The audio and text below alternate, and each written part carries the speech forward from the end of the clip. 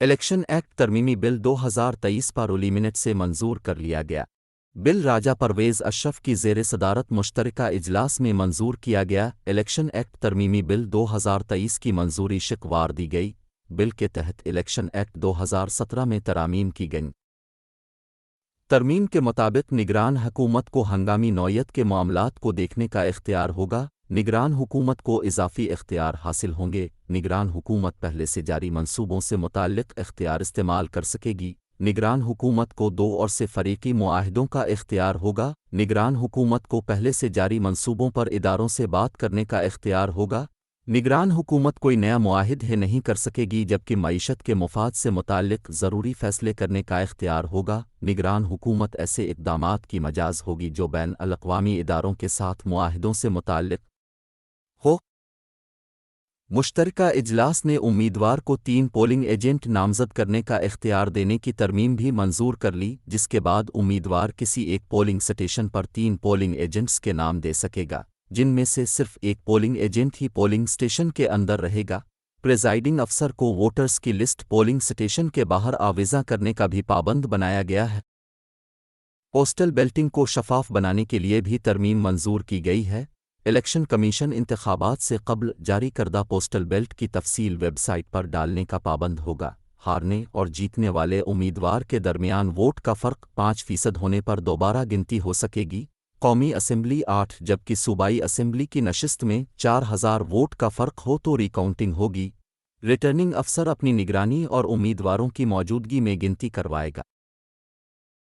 Election act بل منظور ہونے کے بعد پریزائڈنگ افسر نتیجے کی کاپی فوری طور پر الیکشن کمیشن اور ریٹرننگ افسر کو بھیجنے کا پابند ہوگا اور حتمی نتیجے کی تصویر بنا کر ریٹرننگ افسر اور الیکشن کمیشن کو بھیجے گا۔ انٹرنیٹ کی سہولت نہ ہونے کی صورت میں پریزائڈنگ افسر اصل نتیجہ خود پہنچانے اور الیکشن کی رات 2 بجے تک نتائج دینے کا پابند ہوگا۔ تاخیر کی صورت میں ٹھوس وجہ بتائے گا۔ پریزائڈنگ افسر کے پاس الیکشن نتائج کے لیے اگلے دن صبح 10 بجے کی ڈیڈ لائن ہوگی۔ الیکشن ایکٹ بل میں نادرا کو بھی نئے شناختی کارڈ کے ریکارڈ کی الیکشن کمیشن کو فراہمی کا پابند بنایا گیا ہے۔ الیکشن کمیشن پولنگ سے 1 روز قبل شکایات نمٹائے گا۔ امیدوار 60 روز میں قومی اسمبلی یا سینٹ کی نشست پر حلف لینے کا پابند ہوگا۔ حلف نہ لینے پر سیٹ خالی تصور کی جائے گی۔ سینٹ ٹیکنوکریٹ سیٹ پر تعلیمی قابلیت کے علاوہ 20 سالہ تجربہ درکار ہوگا۔ پولنگ ڈے سے 5 روز قبل پولنگ سٹیشن تبدیل نہیں ہوگا۔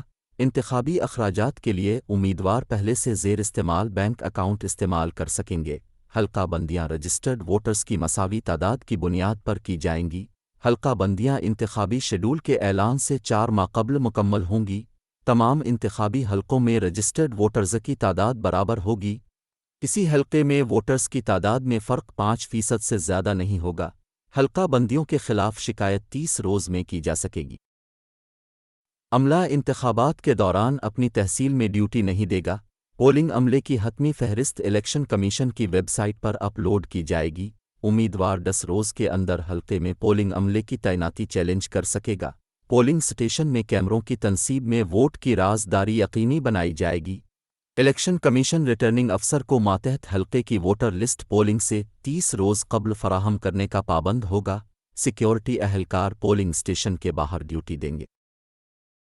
الیکشن ایکٹ بل کے مطابق کاغذات نامزدگی مسترد واپس لینے پر امیدوار کو فیس واپس کی جائے گی۔ امیدوار ٹھوس وجوہات پر پولنگ سٹیشن کے قیام پر اعتراض کر سکے گا۔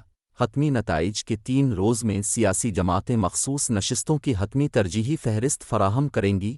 قومی اسمبلی کی نشست کے لیے 40 لاکھ سے 1 کروڑ روپے، صوبائی نشست کے لیے انتخابی مہم پر 20 سے 40 لاکھ خرچ کیے جا سکیں گے۔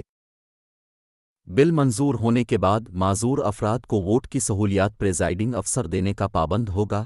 الیکشن ٹریبونل 180 دن میں امیدوار کی جانب سے دائر پٹیشن پر فیصلہ کرے گا۔